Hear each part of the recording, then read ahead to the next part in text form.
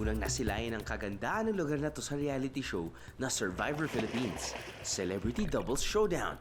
Matapos ang palabas, maraming naintriga. Saan nga ba nag-shoot ang mga castaway? Totoo nga bang ganun kaganda ang location? O baka camera trick lang? O baka naman pang Survivor lang talagang lugar na to? Ngayong gabi, masasagot na ang misteryo. We'll take you to a hidden paradise where the beach is pristine,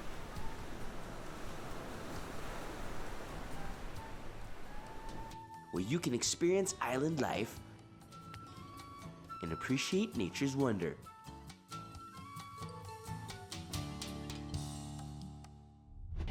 Ano? Sama ka sa biyahe ko? Say hello to Puerto Princesa. Mula rito, sasakay tayo ng bus o van papuntang bayan ng San Vicente. It usually takes 3 to 4 hours, so better bring your neck pillows, mga biyero.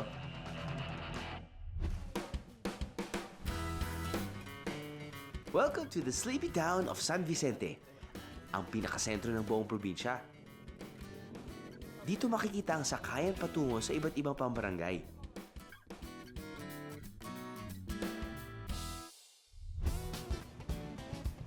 Sa ngayon, ang misyon natin ay makarating sa pinakasikat daw na lugar dito sa San Vicente, ang Barangay Port Barton.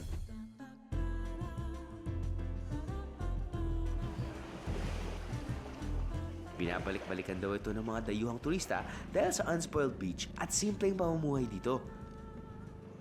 So, don't expect to find the luxurious hotel on this island, mga biyero, ha? Karamihan, mga backpacker at adventurous travelers lang daw ang nakakarating sa lugar na to. Well, that sounds like me. Pero bago ang lahat, lamon! Kain muna tayo! Ham, bacon, tocino, eggs, sunny side up, and danggit. Good morning, mga biyero. Yan. Buffet breakfast tayo ngayon dito sa Osan. Yung Osan kasi parang may mga separate cottages. Ganun din naman yung estilo ng mga ibang resorts dito, pero mamaya dun tayo sa elevated dining table na yun. Yan. Saan nila siniset up yung aking table. Steak na. Pero ngayon, priority natin kumain.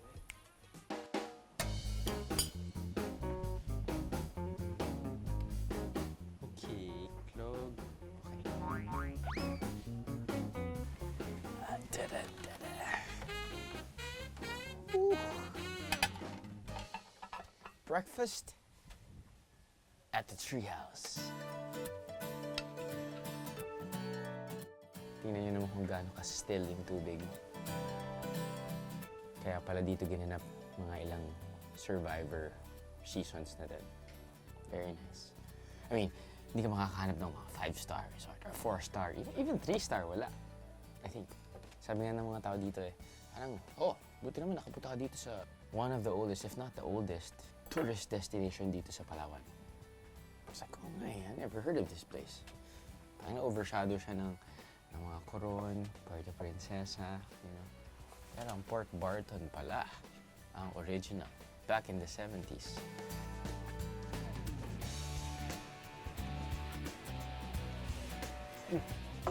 Salamat po. Ano to? Hindi ko naman to kinakain Kalimutan na natin nangyari. You need your dose of fat in the morning. Why is fat so good?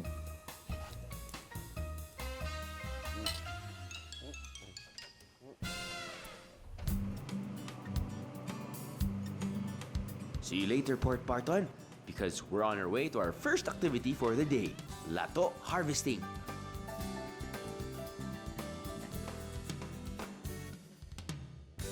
Ngayon, susubok tayong kumuha ng lato. Actually, hindi naman susubok. Makakakuha naman tayo ng lato. Hindi naman siya parang isda, di ba? Nandyan lang naman yan eh. Kung saan nahulog yung aking cameraman, doon tayo pupunta.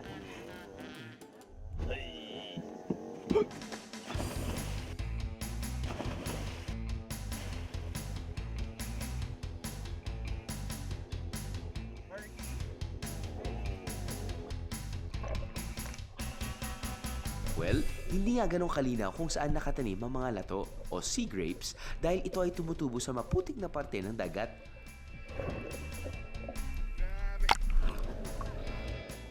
Ang unang requirement ng activity na to, dapat magaling kang sumisid.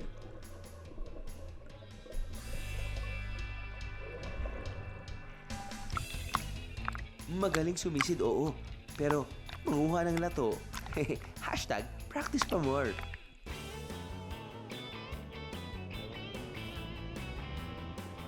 Ang mga latong inaani dito ay dinadala sa bayan o binibenta sa mga resort. Umabot ang hanggang 2,000 ang 40 kilos o 50 pesos per kilo ang bentahan nito. Lato salad na to.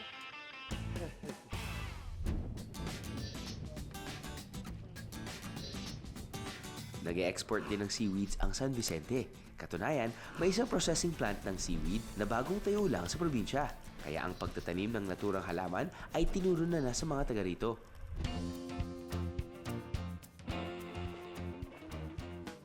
Huli tayo ng fresh lobster. Igawin natin dito mismo o gawin natin kilawin. Manguhuli lang tayo. Minsan natin magawa to. Pag binibenta ng lobster sa supermarket, ay sus! Lalo na kapag i-order mo yan sa restaurant. Nako! Parang bumili ng bayat lupa. Yeah?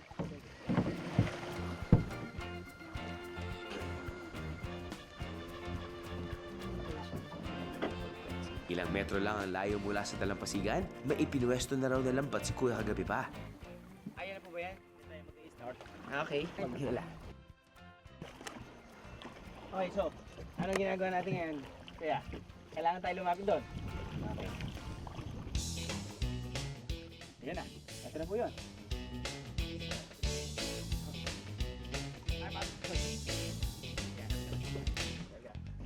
Yan! Isa siyang... Ano? Alimasag puta to? Opo. Ano po yung ano nyo? Nilalagay nyo pagpain? Wala lang. Nakaharang lang sila. Well, looky. Ano po ito? Ito po yung titik. Oh, look at that. It's still alive. The alien lives within our shores. High five. High five. High five. Sabi niya. Sorry, bud. Alam mo, pagluto niya, yun yung... Cut in half. Tapos binibakes, nilalagyan ng queso. Hop! Another? Anong oras niyo po nilalagay ito, yung lambat? Sa hapon. Sa hapon. Tapos nun, araw-araw po yun. What is this I am seeing? Lobster to. Under the sea. Sabitang sipit under the sea. Magkano niyo po binibenta yan kada kilo?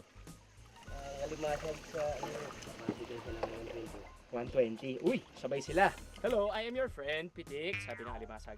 Ano po yung pinakamagandang oras para kunin ulit yung lambat? Umaga, 6 o'clock. Tapos nun, babato niyo ulit ang hapon. O umaga din? Ano naman, area naman siya sa hapon. Saan niyo po hinaharang? Dito. Dito hanggang... Diyan lang saan lang yan. Wala dito. Ayun. Ay, maraming alimasag, no? Pag ganitong malabo, hindi yata nila nakapansin ng Ayun, hindi sila nakakita. Sorry, man. Tama,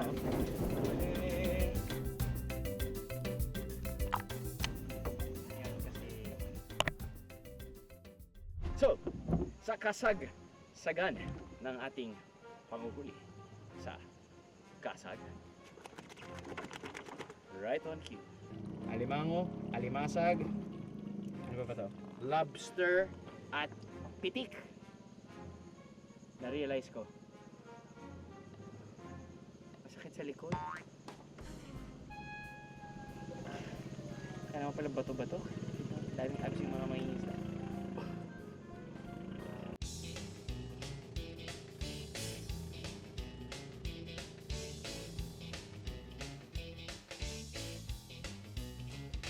Matapos iuwi ang mga huli, kailangan naman itong isa-isang tanggalin sa lambat at saka lang pwedeng ibenta.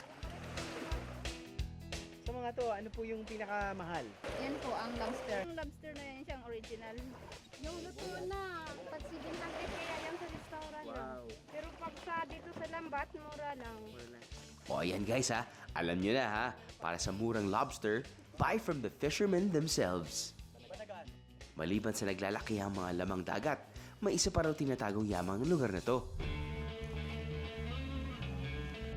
Pero para mapuntahan ito, kailangan ng konting lakad.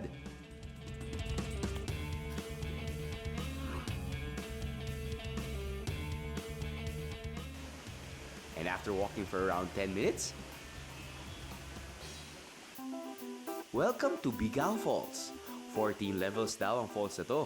Pero sa ngayon, hanggang second level pa lang ang makikita ng mga bisita.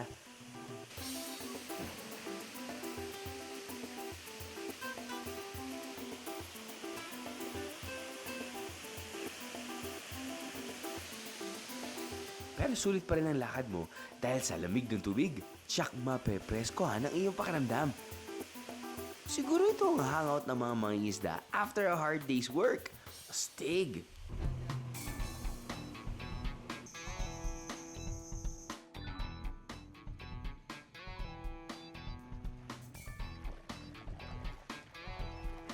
Kapag nakakita ka ng tamilok, ano yung sinisigaw mo? Tamilok! Hindi. Tami, look! Diba? Diba? Tami, look. Look, look. Tami! Look! Okay, para sa mga hindi nakakaalam, ano po ba yung kinukuha natin dyan sa mga deadwood na yan? Patay na kahoy. Ayan po yung tinatawag natin na tamilok. Bihira po yan sa mga kawin na ganito kasi yung iba po, katulad yan, wala rin pong laman yan. Opo. Ito po, bihira po makita yan. Pero dyan sila naninirahan, dyan na sila lumalaki, no? Ito dyan. Tapos yun, nakikita niyo yan dito sa Bakawan, usually, no? Bakawan po. Oo. Tingnan natin kung ibang lasa ng tamilok sa ibang regions ng Palawan. Nandito tayo ngayon sa San Vicente.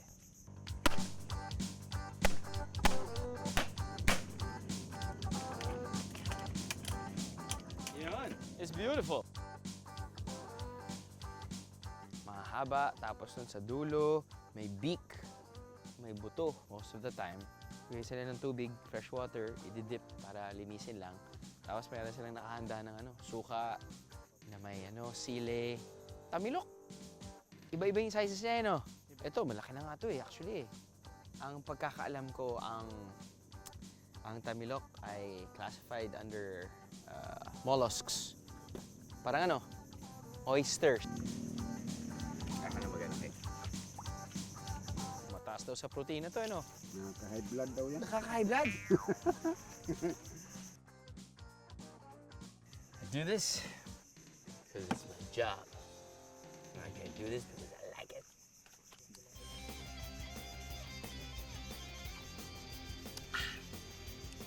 Kanya, yung texture niya talaga parang oyster. At least mas madaling ma-harvest. Pero malaking bagay talaga kapag may suka at may sipa. Suka, sipa. Nice.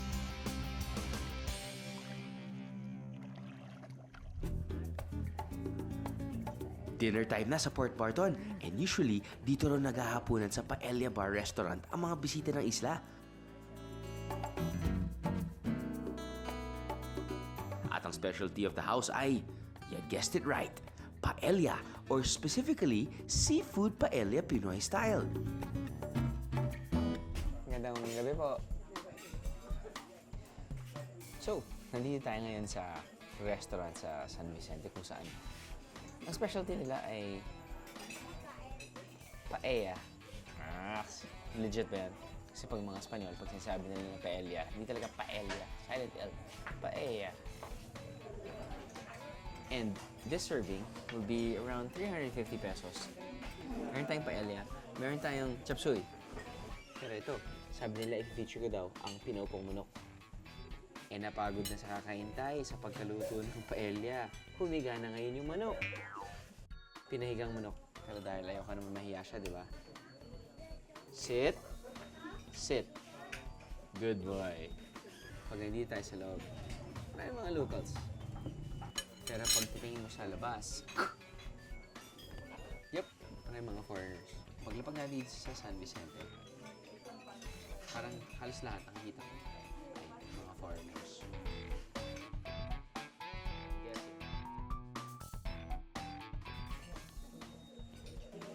Ang nakikita natin dito sa Filipino style paella. May dalawang itlog. Nakakita tayo ng alimasag, alimango. Nakakita tayo ng hipon. Nakakita tayo ng isda. Ayos. Okay. I got you. I think what we're tasting now is a more commercialized paella. Okay, don't get me wrong. But if you want your quick fix sa paella, dito sa San Vicente, guess this is the place. Para sa ating very impatient chicken friend na napagod na sa kakaupo, alam naman natin na ang manok hindi sobrang malasa kapag niluluto mo, di ba? Alam mo yan? Yes. Sa itsura nito, hindi ko natitirahin yung breast. Kasi yung breast, alam niyo naman yun. Wala masyadong fat, pero wala rin masyadong taste. Ang titirahin natin ngayon, yung thighs. That's where the fat is. That's where the flavor is.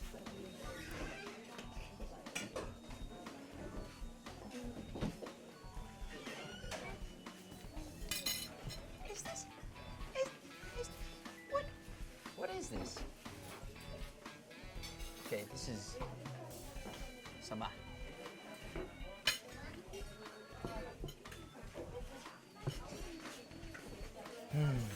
Saba. Now, usually, in-order daw nila to kasabayan lang paella. I've never experienced that before ever in my life, but hey, more rice, more egg, more fish, and banana. Soaked in oil with chocolate syrup. Now for me, I'd have this for dessert. I don't know with my producer who just told me that fair to. Tama? Fair? Yes, okay. Kain ako adobo. Mainit ang kanin. Chicken pork adobo. Lagyan mo ng sauce ang adobo dun sa kanin. Pero maglalagay ako ng latunda na saging. Diba? Feeling ko, ganun yung lasa. Subukan natin.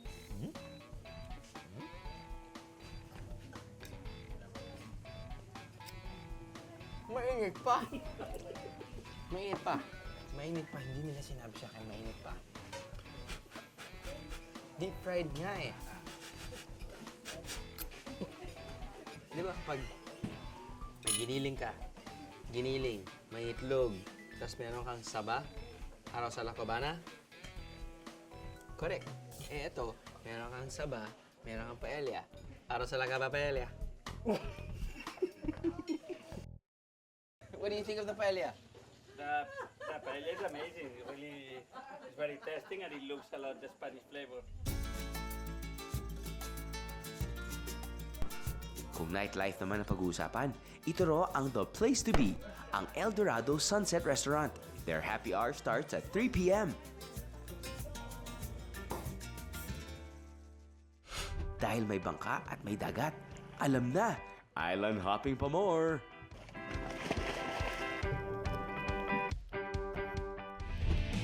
Ano? Sama ka sa biyahe ko? Ano? Sama ka sa biyahe ko? Kung titingnan ang mapa ng San Vicente, partikular ang parte ng Port Barton, makikita ang ilang maliliit na isla malapit dito. Yan ang mga islang papasyalin natin. First up, Exotic Island. White sand beach at kalmado ang tubig dito, kaya swak na swak ang swimming at snorkeling.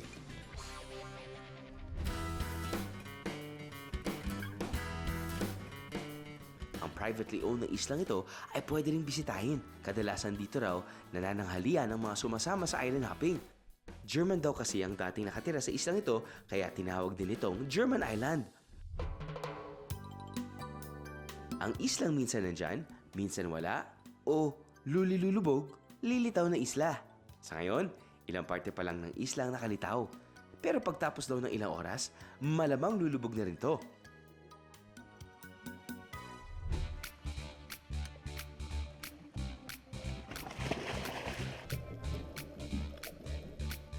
Kung snorkeling naman ang hilig nyo, dito raw sa Twin Reefs, panalo sumisid.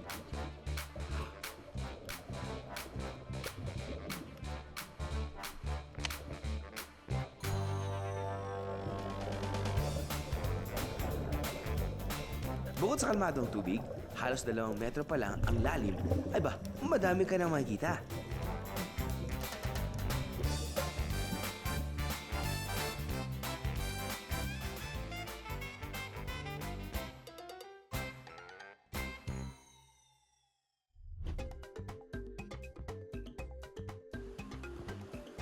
So sabi ng aking kaibigan na maliit, "Welcome to Coconut Island Resort!"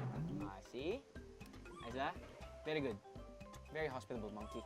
Si Ray, kabilang team yon. Si Jeff kasama ko ngayon. I know. Very sad. Anyway, of course, resort. May matutulugan dito. But, I think ang kanilang pinagyayabang ang kanilang food menu.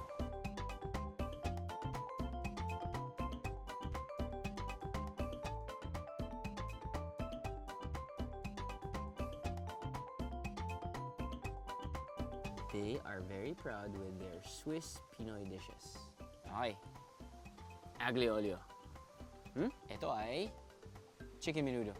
Pork cutlet pitata or something. Basta may pasta, tapos nun may pan-fried pork loin. Ito yung kanilang beef medallions. At napapansin mo talaga yung mga Swiss, mahilig sila sa ano or yung mga Europeans in general, mahilig sila gumamit ng patatas. So ito may patatas. Ito rin may patatas, medyo hash. This is also cut pork. Sige, kirain muna natin ito.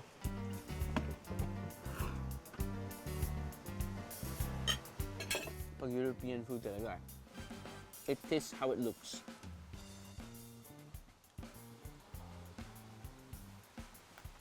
Yep. It's salty. Nai-level niya yung lasa ng maalat na beef. Ito yung medyo interesado ako eh.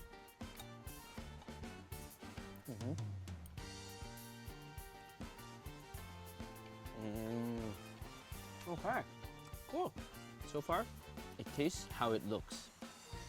One of the simplest pasta dishes ever. Pero sometimes simple is good. Less is more. Carbo load, pa more.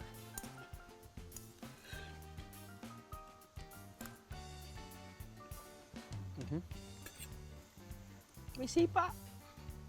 May sipa to. Akala mo walang sipa, pero may sipa. Akala mo bland siya, pero may sipa. Chang, ayos yung chef niyo. All good. Kaya na tayo. Ang dami na ito eh.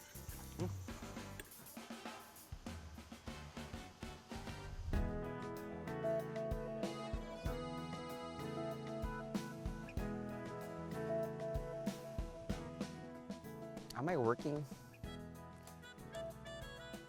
What is life? What is my future? Ito yung mga tanong na pumapasok sa isipan ko, lalo na kapag ako'y nasa duyan, kapag nagre-relax, tapos nasa kaliwa akong napakagandang beach. Ako ba'y nang iinggit masyado sa ating mga viewers? Well, that's my job, guys! That's my job! At trabaho din ay ipakita sa inyo kung saan ako natulog kagabi. Yan.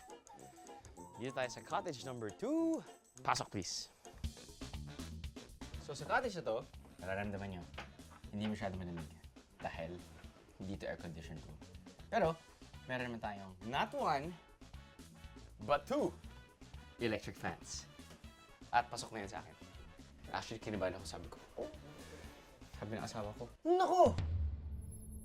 Kaya mo ba dyan? Walang aircon. kasi mapawisin talaga akong tao. Sabi ko, mukhang okay naman kasi 2 electric fan. Naku, parang ning lamok. Sabi ng asawa ko. Sabi ko, okay lang kasi may mosquito net naman. Mag-honeymoon lang tayo dyan. Kung mapapansin nyo, wala lang. It's just a very simple room. CR, simple lang din. Huwag kayo magalala. Feeling ko mayroon silang rotating power. Sa umaga, parang wala na silang kuryente. Pero para sa akin naman kasi wala ka naman dito talaga tuwing, di ba? Tuwing may araw eh. Ang importante, may kuryente kapag gabi. And I actually slept like a baby, sucking my thumbs. Yan lang po yun. Labas na tayo dahil ang init.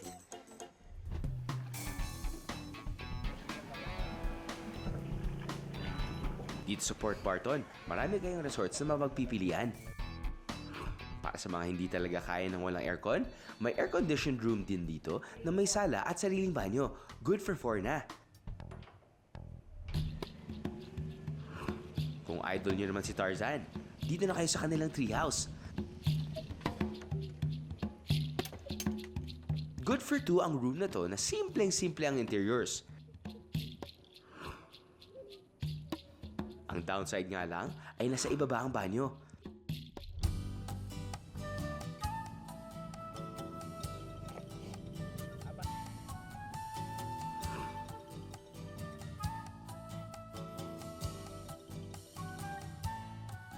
Beachfront din ang mga compact size rooms ng resort na to.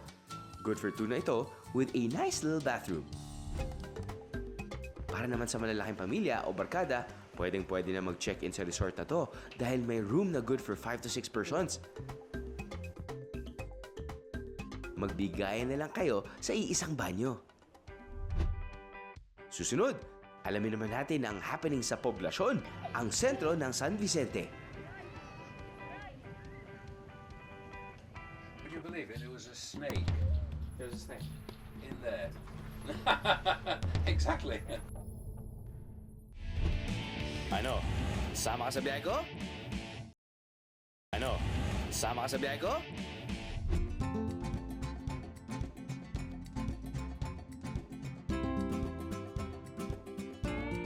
Welcome back to Poblacion, ang sentro ng San Vicente. Maliban sa sakayan patungo sa ibang barangay ng probinsya, dito rin binabaksak ang mga bagong huling laman dagat ng mga mangingisda.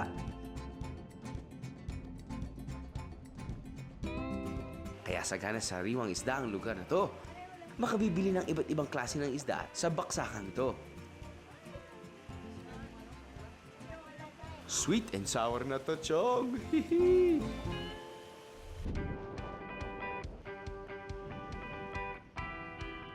Samantala, sa kabilang bahagi naman ng barangay, pwedeng bumisita sa fishing village kung saan nakatira ang karamihan ng mga mangingisda.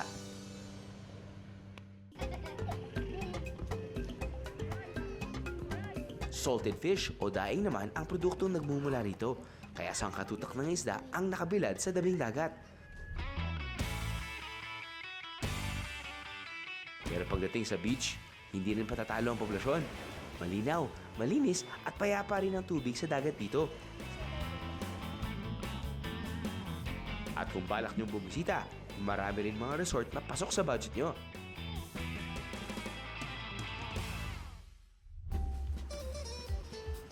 Dito, ipinakita sa akin ni Brian ang kanilang kakaibang kubo. This is our little guest cottage on the beach. Nice. Cozy. Cozy. Very cozy. TV, satellite. Nicely built. Actually, the view outside is absolutely breathtaking. Right. We're surrounded by islands. Once the sun is out, the sea goes a beautiful, beautiful turquoise color. Just how me as a European picture a tropical island. Right. You know, a beautiful turquoise beach. The dream view. The dream view. And also, there's no stones or rocks or anything there. This is pure sand. Beautiful. Absolutely incredible. And it is very safe also for children. I can walk out, and the water here is up to here, 3/4 of a kilometre out. Wow. So it is very, very, very safe, Very I nice. have to say. How many years have you been staying here in Palawan? We've been staying here now permanently 3 years. Why choose Palawan? Michelle got hunting on the internet and came across a guy who was advertising land for sale here. Okay. And I've always wanted to come here. Right. We came, we saw, we liked, And as General MacArthur said, we conquered. Conquered. Right. And this is the bedroom.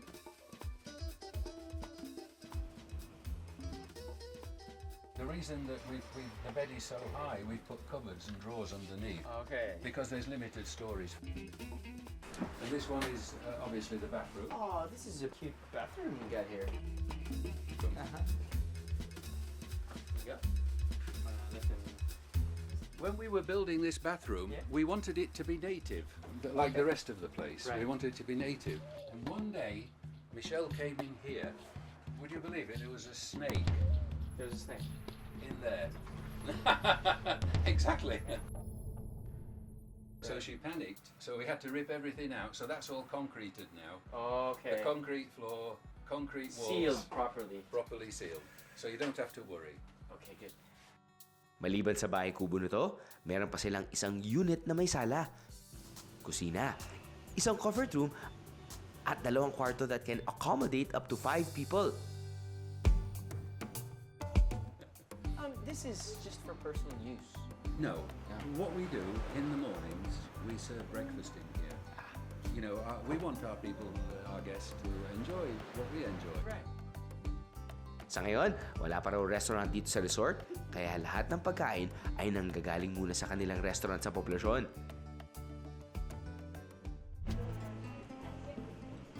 Ipinagmamalaki ng restaurant na to ang kanilang Filipino-European cuisine. Pero ang talagang binabalik-balikan daw dito ay ang kanilang laing at kaldereta. Ooh, look at that. So tender. Yeah. I'm not a big eater, you know. Doesn't look like it.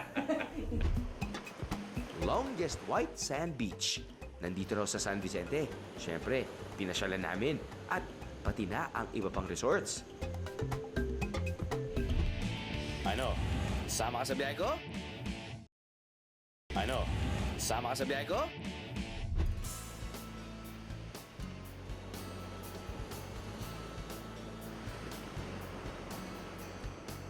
Isa pang sikat na lugar dito sa San Vicente ay ang Long Beach. May habang 14.7 kilometers.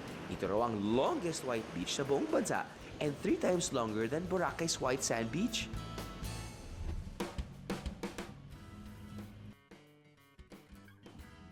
May 2 klase ng kwarto ang resort na to. Ang superior room na may 2 kama, TV, aircon, and a bathroom with hot and cool shower. This room can accommodate up to 4 people. Ang kanila namang premium traditional huts ay ideal for groups or families dahil meron itong queen-size bed and double-deck bed. Meron ding TV, aircon, at sariling banyo.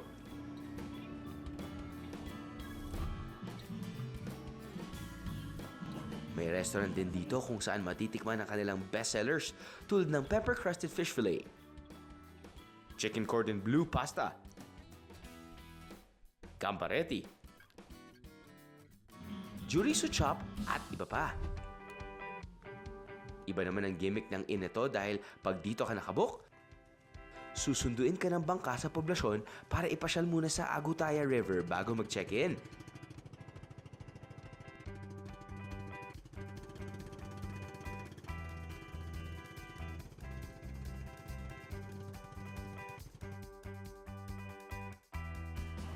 Meron silang fan room na may isang kama at sariling banyo. Beachfront din ang karamihan sa kanilang mga kwarto. Meron din silang mga cottage for rent para sa mga gusto mag-day tour. Karamihan sa mga tao sa San Vicente ay nagsasalita ng Bisaya at Tagalog, pero may sariling dialect din ng probinsya, ang Cuyunin at Agutainen.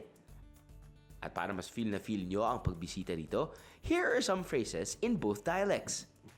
Mayad nga adlaw, mayad nga gabi, Nguyang labi. kumusta ka mo? Kumusta mo? Adin ang CR, Ay patang CR. adin ang palingki, Ari patang palengke. adin tenged ang bus station, Ari patang bus station. masabor ang isda. Masabor. Matamang salamat kanindong tanan sa inyong pagpakundigi ka namin pagbisita. Nakakagulat at nakakatuwang isipin na may mga lugar pa palang tulad ng San Vicente na napapanatili ang kagandahan ng kalikasan. Masarap ding isipin na dinarayo ang San Vicente dahil sa simple at payak na pamumuhay rito. What is life? Patunay na hindi kailangan baguhin ng husto ang isang lugar para lang sa turismo.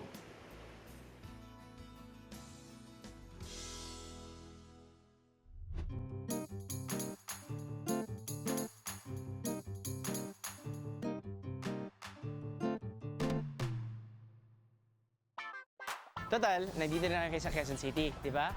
Man, ito talaga yung pinupuntahan ko. Ganda talaga dito. Sino yung mukhang yengot na yan? Team to the top! Narinig mo ba yan? Hindi mo narinig eh. Sesa na, wala akong maisip eh. Kaya tayo. Ano, sama ka sa biyahe ko?